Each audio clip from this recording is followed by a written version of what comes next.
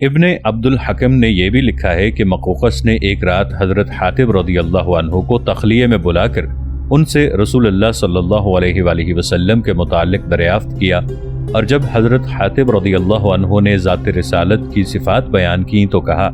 میں جانتا ہوں کہ ایک پیغمبر ابھی آنا باقی ہے، لیکن میرا خیال تھا کہ وہ شام میں ظہور کرے گا، کیونکہ اس سے پہلے تمام پیغمبر وہیں مبعوث ہوئے ہیں،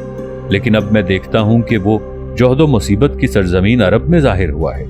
قبطی اس کی حلقہ بگوشی میں میرا ساتھ نہیں دیں گے، اور میں نہیں چاہتا کہ انہیں میری اور تمہاری اس گفتگو کا علم ہو۔ تمہارے پیغمبر کا اس ملک پر غلبہ ہوگا، اس کے ساتھ ہی بعد کو ہمارے ان میدانوں میں اتریں گے اور ان پر غالب آئیں گے، لیکن میں قبطیوں سے اس کے متعلق ایک حرف نہ کہوں گا۔ تم اپنے دوست کے پاس واپس جاؤ۔ صبح مقوقس نے کاتب کو بلا کر عربی زبان میں یہ خط لکھوایا، عبداللہ کے بیٹے محمد کو عظیم القبط مقوقس کا سلام، اما بعد، میں نے آپ کا خط پڑھا اور جو کچھ آپ نے اس میں تحریر فرمایا ہے، جس چیز کی طرف دعوت دی ہے اسے سمجھا۔ میں جانتا تھا کہ ایک پیغمبر ابھی آنا باقی ہے، لیکن میرا خیال تھا کہ وہ شام میں ظہور کرے گا۔ میں نے آپ کے قاصد کا احترام کیا ہے اور آپ کی خدمت میں 2 لڑکیاں جو قبطیوں میں بڑے درجے اور حیثیت کی مالک ہیں اور سواری کے لیے ایک خچر ہدیۃً پیش کر رہا ہوں، والسلام۔ رسول اللہ صلی اللہ علیہ وآلہ وسلم نے ان دونوں لڑکیوں میں سے حضرت ماریہ قبطیہ رضی اللہ تعالی عنہا کو ذات رسالت کے لیے مخصوص فرما لیا۔ ان کے بطن سے حضرت ابراہیم رضی اللہ تعالی عنہ تولد ہوئے۔ اس کے بعد رسول اللہ صلی اللہ علیہ وآلہ وسلم کبھی کبھی فرماتے تھے، قبطیوں کے ساتھ خوش سلوکی سے پیش آنے کا حکم مانو کہ تم پر ان کا حق ہے اور تم سے ان کا رشتہ۔ رسول اللہ صلی اللہ علیہ وآلہ وسلم کا حضرت حاتب رضی اللہ عنہ کو مقوقس کے پاس ایلچی بنا کر بھیجنا اور عین اسی وقت حضرت عمرو بن عاص رضی اللہ عنہ کو عمان کی سفارت پر مامور کرنا، اس امر کا ثبوت ہے کہ حضرت حاتب رضی اللہ عنہ تجارت کے سلسلے میں اکثر و بیشتر مصر آتے جاتے رہتے تھے، اور اس سے گمان ہوتا ہے کہ مصری زبان بھی یہ بخوبی جانتے تھے۔ اگر حضرت عمرو بن عاص رضی اللہ عنہ حضرت حاتب رضی اللہ عنہ کے مقابلے میں مصر اور اس کی زبان سے زیادہ واقف ہوتے تو رسول اللہ صلی اللہ علیہ وآلہ وسلم انہیں حضرت حاتب رضی اللہ عنہ پر ترجیح دیتے اور مقوقس کے پاس انہی کو ایلچی بنا کر بھیجتے۔ اس میں کوئی شک نہیں کہ رسول اللہ صلی اللہ علیہ وآلہ وسلم کی وفات کے بعد مصر کے متعلق مسلمانوں کی معلومات خاصی وسیع ہو گئی تھیں۔ جس وقت حضرت عمرو بن عاص رضی اللہ عنہ نے امیر المؤمنین سے فتح مصر کا ذکر چھیڑا ہے، مسلمان اس سے کئی سال پہلے عراق و شام فتح کر چکے تھے۔ ان دونوں ملکوں میں انہوں نے اقامت اختیار کر لی تھی اور یہاں کے باشندوں سے ان کا میل جول اچھا خاصا بڑھ چکا تھا۔ اس سے پہلے کہ ہرقل ایرانیوں کو مصر سے نکالے، ایرانی 10 برس تک مصر پر حکومت کرتے رہے تھے اور انہیں اس کے قلعوں اور میدانوں، اس کی دولت اور تہذیب کے متعلق بہت کچھ واقفیت حاصل ہو گئی تھی، جس کا ذکر انہوں نے ان عربوں سے کیا جن سے ایران میں اسلامی فتوحات کے بعد ان کے تعلقات قائم ہوئے۔ مصر و شام کا رشتہ ایران و مصر کے رشتے سے بھی قوی تھا، اس لیے کہ یہ دونوں ملک رومیوں کے زیر اقتدار تھے اور اس لیے کہ اہل شام کا تجارت کے سلسلے میں اکثر مصر آنا جانا رہتا تھا۔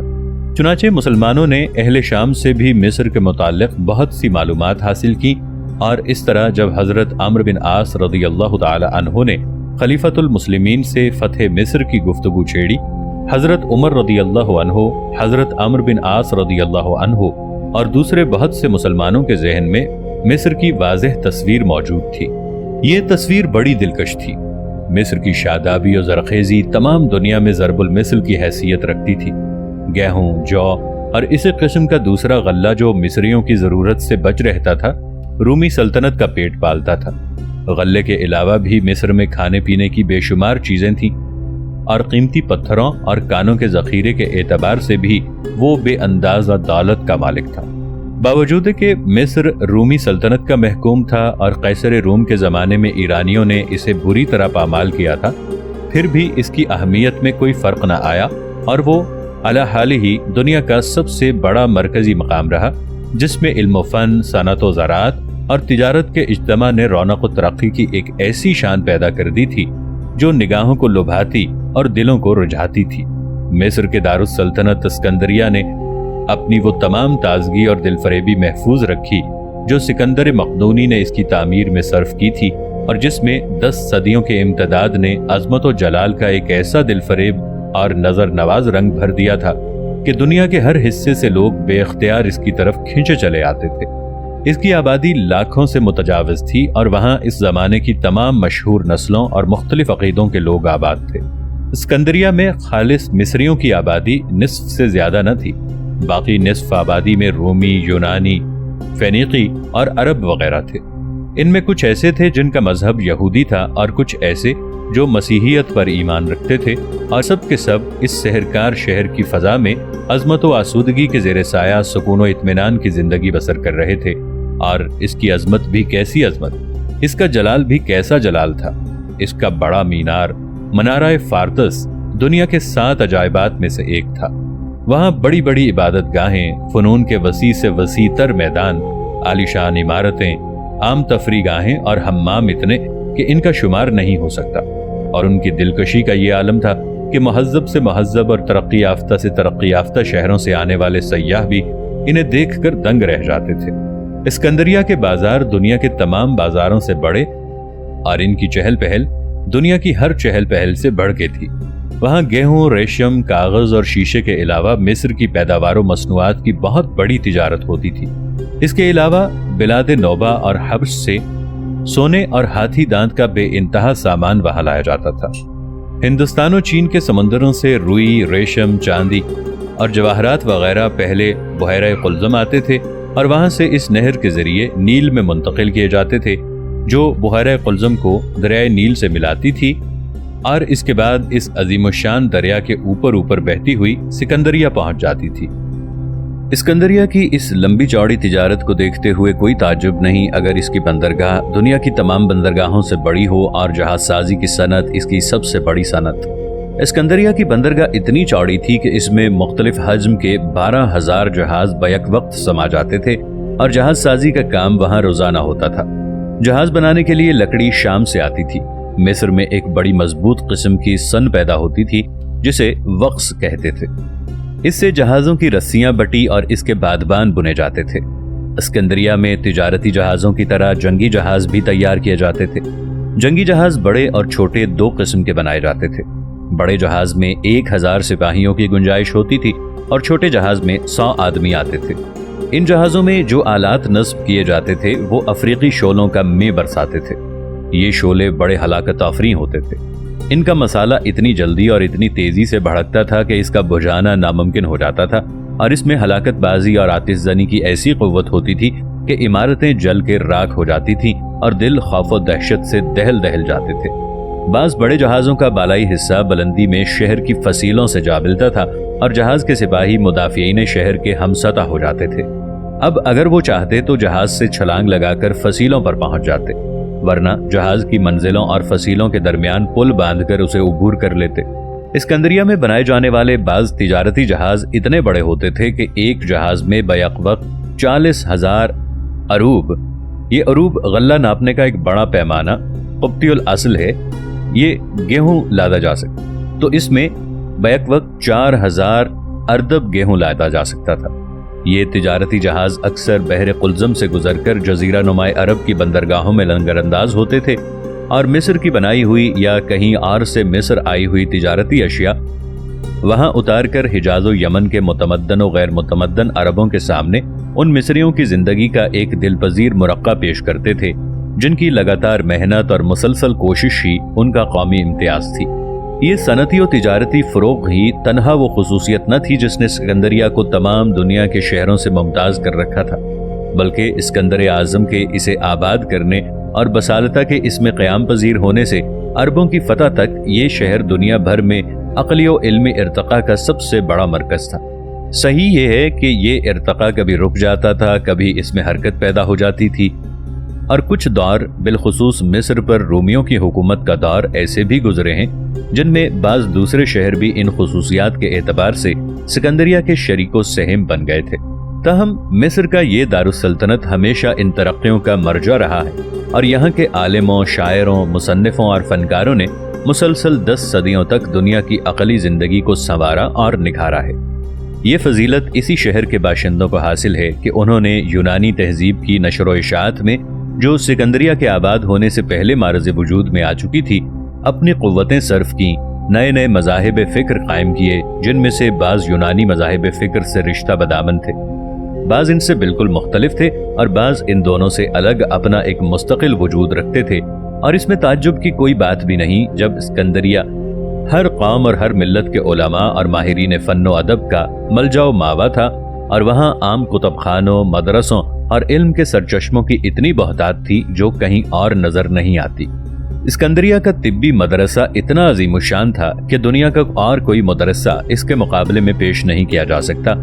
जो अतिब्बा इस मदरसे में तालीम पाते थे उनकी काबिलियत मुसल्लम होती थी और वो दुनिया जहान में जहाँ कहीं जाते थे इज्जत व एहतराम की नज़रों से देखे जाते थे। इसी तरह वहाँ फ़िक़्ह व इलाहियात की तालीम का भी बहुत चर्चा था और इसका असर उन फ़लसफ़ियाना मज़ाहिब में नुमायाँ था जिनके लिए सिकंदरिया का मदरसा मखसूस था, और जो मसीहियत को, जिसकी असास रूहानियत पर थी,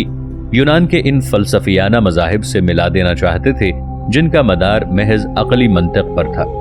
इस अहद में फ़िक़्ह का ये चर्चा भी इस मजहबी नज़ा को क़ुव्वत पहुँचाने का एक ज़रिया था जिसने मिस्र को कई बार उठाया बिठाया और इसे रोमियों के मुकाबले पर ला खड़ा किया। यहाँ तक कि अरबों के मिस्र फतह करने से ज़रा पहले मिस्रियों और रोमियों का ये झगड़ा निहायत नाजुक सूरत इख्तियार कर गया। सिकंदरिया के मदरसों में फ़लकियात, रियाजियात, तक़वीम बलदान और हिंसा वगैरह की तालीम भी दी जाती थी। यहाँ के उलमा ने बहुत सी किताबें लिखी जिनका अब सिर्फ तारीख़ों में ही जिक्र पाया जाता है। इसके अलावा सिकंदरिया के अदीब और मुसन्निफ शेर व शायरी के बड़े रसिया थे और ये मजाक इतना कि उलमा भी अपने अफकार नज़्म कर दिया करते थे। उलूम व अदबियात की इस मकबूलियत के पेश नज़र फ़नून की गर्म बाजारी और अहल फ़न की जहानत व काबिलियत एक लाजमी चीज़ थी। इसलिए अगर सिकंदरिया वालों की शहरी ज़िंदगी और जोशी अमल में इसके आसार झलकते हों तो इसमें ताज्जुब की कोई बात नहीं। फ़राइना मुक़द्दमीन के ज़माने से मिस्र के मुहंदिस यानी इंजीनियर मशहूर थे, इसलिए इस मसीही अहद के फ़न तामीर में कदीम इबादत गाहों के जलाल और यूनानी फ़न तामीर की दिलफरेबी का इम्तिजाज बिल्कुल फितरी था। और सच ये है कि सिकंदरिया की तश्कील व तामीर ऐसे हसीन अंदाज में की गई थी कि निगाहें इस पर रुकती थीं और दिल इसकी तरफ खिंचते थे। सिकंदरिया का नक्शा शतरंज की बिसात के तर्ज पर बनाया गया था। 8 सड़कें मशरिक से मगरिब को जाती थीं, जिन्हें शिमाल से जनूब को आने वाली 8 सड़कें कता करती थीं। बीच की 2 शाहराहें बड़ी कुशादा थीं, जिनके दोनों तरफ शहर की बेहतरीन इमारतें दावत नज़ारा देती थीं। शहर की फसीलें, कले, महल और कलीसा बरक़ताब संगे मरमर के बने हुए थे। इन्हें देखकर आंखों में चकाचौंध पैदा हो जाती थी। इनमें से अक्सर इमारतों के बैरूनी हिस्से पर दिन के वक्त मिस्र के बने हुए सब्ज पर्दे डाल दिए जाते थे। ये है उस अहद के मिस्री दारुस्सल्तनत की तस्वीर जिससे जाहिर होता है कि सिकंदरिया के रहने वाले कितने आसूदा हाल थे और तहजीब के एतबार से उनका दर्जा कितना बुलंद था। इल्म व सकाफत का जो वाफिर सरमाया इस शहर में जमा हो गया था, उसके एतबार से दुनिया के किसी मुल्क का कोई दारुस्सल्तनत उन दिनों इसका मुकाबला न कर सकता था। वहाँ मजहबी और फलसफियाना अकायद का इख्तलाफ लफ्जी बहस और नज़ा के दायरे में रहता था, और इन अदवार से क़ते नज़र जिनमें अबातरा ने अपना मजहब मिस्रियों पर ज़बरदस्ती मुसल्लत करना चाहा, कभी शिद्दत व संगदिली की हद तक न पहुँचा था। बहुत हुआ तो ज़बानी बहस व तकरार ने मुख्तलिफुल मज़ाहिब अफराद के दरमियान मलामत और दुश्नाम की सूरत इख्तियार कर ली, और बस एपिकोरी फ़लसफ़ी लोगों को मादी ऐश परस्ती, मादी ऐशो आराम की तरफ बुलाते और उन्हें ज़िंदगी के लज़ाइज़ से लुत्फ़अंदोज़ होने की तलक़ीन करते थे। लेकिन इस लज्जत परस्ती के बावजूद वो ज़िंदगी को एक खुशगवार दिल लगी और एक जहरीली राहत से ज़्यादा हैसियत न देते थे। रवाक़ी एपिक्यूरियों का मजाक उड़ाते थे और इंसान को दुनियावी राहतों से किनारा कश रहने की दावत देते थे कि वो अक़ल को तबाह और रूह की पाकीज़गी को गारत कर देती है, और मसीही पाकबाज तमद्दुन की पाए लगज़ से बचकर अपने आसपास के किसी वीराने में कुंजे आफियत तलाश करते थे जहां उनकी रूह को सुकून और उनके दिल को इत्मीनान मुयस्सर आ सके। लेकिन मजहबी जबरो इस्तबदाद के दोनों में मामलात बिल्कुल उलट थे। चुनाचे अक्सर ऐसा होता था कि ऐशो राहत का गहवारा सिकंदरिया इन शोरिशों और हंगामों का अखाड़ा बन गया जिन्होंने शहर की पुरसुकून फजा को बरहम कर दिया और इसमें हर तरफ एक बेचैनी, एक अनारकी फैला दी। जिस वक्त इब्ने आस रदियल्लाहु अन्हु ने खलीफतुल मुस्लिमीन रदियल्लाहु अन्हु को फतेह मिस्र के आमादा करने की कोशिश की مصر اور اس کے دارالسلطنت میں مذہبی مظالم کی بھٹیاں سلگ رہی تھیں، جس کا سبب یہ تھا کہ ہرقل نے ایرانیوں پر فتح پانے اور بیت المقدس میں صلیب بلند کرنے کے بعد جب یہ دیکھا کہ مسیحیت کو رنج و ہلاکت کے بھنور سے نکالنے کے لیے تمام مسیحی دنیا کی نگاہیں اس پر لگی ہوئی ہیں، تو اسی وقت اس سوچ میں پڑ گیا کہ مسیحیت کے مختلف عقائد کو ایک مذہب میں سمو دیا جائے۔ اس مسئلے میں اس نے شام اور بزنطینہ کے بدریقوں سے گفتگو کی جو مختلف مسیحی فرقوں کی نمائندگی کرتے تھے، اور انہیں خلق دنیا کے اجتماع میں شرکت کی دعوت دی، جہاں ان سب نے مل کر ایک مسیحی مذہب کی ضرورت و اہمیت کو تسلیم کر لیا۔ اب ہرقل نے اسکندریہ کی مذہبی پیشوائی قیرس کے سپرد کر دی، جو کوہ قاف میں فاسیس کا اسقف تھا، اور اس سے کہا کہ اہل مصر کو سرکاری مذہب کا حلقہ بگوش بنائے۔ لیکن ہرقل کی ذہانت اس نقطے کو نہ پا سکی کہ جس مذہب کے ذریعے وہ عیسائیوں کی اصلاح کرنا چاہتا ہے، مصری کلیسا اسے قبول نہیں کرے گا، اور اس کی نگاہ اس حقیقت تک نہ پہنچ سکی کہ اہل مصر کے انکار و گریز سے اگر اس نے سرکاری مذہب کا کڑوا نوالا زبردستی ان کے حلق میں ٹھونسنا چاہا تو اس کے بڑے خطرناک نتائج برآمد ہوں گے۔ بہرحال مصر و شام میں ہرقل نے یہی طرز عمل اختیار کیا، اور یہی اس وقت اس کی سمجھ میں آیا کہ مذہبی معاملات کو اپنے ہاتھ میں لینا اور لوگوں کو کسی ایک عقیدے پر متحد کرنا حکومت کے فرائض میں سے ہے۔ اس زمانے میں مصر کے قبطیوں کا سب سے بڑا اسقف بنیامین تھا، جس کے لیے عوام کے دلوں میں بڑی محبت و عزت تھی۔ وہ ایک عقل مند انسان تھا، نیکی اور بھلائی کا عاشق اور کینہ و غرور کے مارے ہوئے پادریوں کا جانی دشمن۔ وہ اس مذہب عیسوی کے حق میں بڑا شدید و تعصب تھا جس پر مصری عوام ایمان رکھتے تھے۔ یہ مذہب یعقوبی فرقے کا مذہب تھا جو کہتا تھا کہ حضرت عیسیٰ علیہ السلام میں الوہیت و بشریت دونوں جمع ہو گئی تھی۔ جسمانی صورت اختیار کرتے وقت حضرت عیسیٰ علیہ السلام کی طبیعتیں دو تھیں، لیکن اس کے بعد ایک ہو گئیں۔ یہ عقیدہ اس ملکانی فرقے کے عقیدے سے مختلف تھا جس کا کہنا تھا کہ بیٹا ازل میں باپ سے پیدا ہوا تھا اور جوہر و نور ہونے کے اعتبار سے غیر مخلوق تھا۔ بعد کو یہی بیٹا اس انسان سے مل کر جو حضرت مریم علیہ السلام کے بطن سے پیدا ہوا ایک ہو گیا، اور اس کا نام مسیح رکھا گیا۔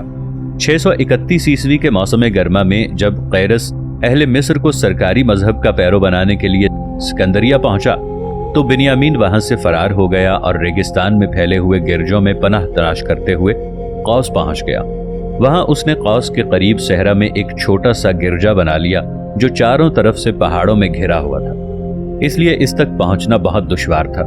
بنیامین کا فرار ایک خطرہ تھا جس نے قبطیوں کو پریشان اور پادریوں کو خوفزدہ کر دیا۔ نئے مذہب کی اس دعوت و تبلیغ کو انہوں نے انتہائی کفر پر محمول کیا، اور قیرس کے اس نمائشی طرز عمل کا بھی کوئی مفید نتیجہ برآمد نہ ہوا جو اس نے مصر پہنچنے کے بعد شروع میں اختیار کیا تھا، اور جس سے اس کی مراد اہل مصر کو یہ اطمینان دلانا تھا کہ وہ قوت کے بل پر اس مذہب کو مسلط کرنا نہیں چاہتا بلکہ دلیل و حجت کے ذریعے اس کی اشاعت چاہتا ہے۔ قبطیوں نے عام اس سے کہ وہ یعقوبی ہوں یا ملکانی متفقہ طور پر اسے قبول کرنے سے انکار کر دیا، اور اس کی تبلیغ و اشاعت کو ایک ایسی بدعت قرار دیا جو سراسر گمراہی تھی۔ اس بدعت کے خلاف عوام کی نفرت اس وقت اور بڑھ گئی جب سفرنیوس بیت المقدس سے مصر آیا اور وہاں ملکانیوں کا پیشوا بن بیٹھا۔ اس کے بعد جب قیرس نے اسکندریہ میں ایک مذہبی اجتماع منعقد کیا اور ارکان مجلس کو اس نئے مذہب پر بحث و گفتگو کی دعوت دی، تو سفرنیوس نے کبھی دلیلیں دے کر کبھی خوشامد کر کے قیرس کو اپنے ارادے سے باز رکھنے کی کوشش کی، اور قیرس نے یہ دیکھ کر کہ مصری قوم اس کی دعوت سے اسی طرح نفرت اور عداوت کرتی رہے گی، فیصلہ کر لیا کہ اپنی بات منوانے کے لیے اب وہ ظلم و تشدد کی راہ اختیار کرے گا۔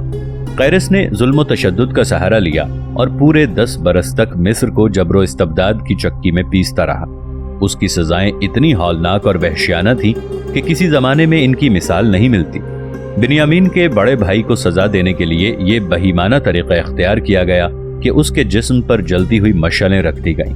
یہاں تک کہ اس کے دونوں پہلوؤں سے چربی پگھل پگھل کے زمین پر بہنے لگی، اور جب اس کے بعد بھی اس کا ایمان متزلزل نہ ہوا تو اس کی بتیسی اکھڑوا دی گئی، اسے ریت کی بوری میں بند کر کے ساحل پر لے جایا گیا۔ وہاں اس سے کہا گیا کہ اگر وہ نیا مذہب قبول کر لے تو اس کی جان بخش دی جائے گی، لیکن اس نے انکار کر دیا۔ 3 بار یہ پیشکش کی گئی اور تینوں بار اس نے ٹھکرا دی۔ آخر کار اسے سمندر میں پھینک دیا گیا جہاں وہ ڈوب کر مر گیا۔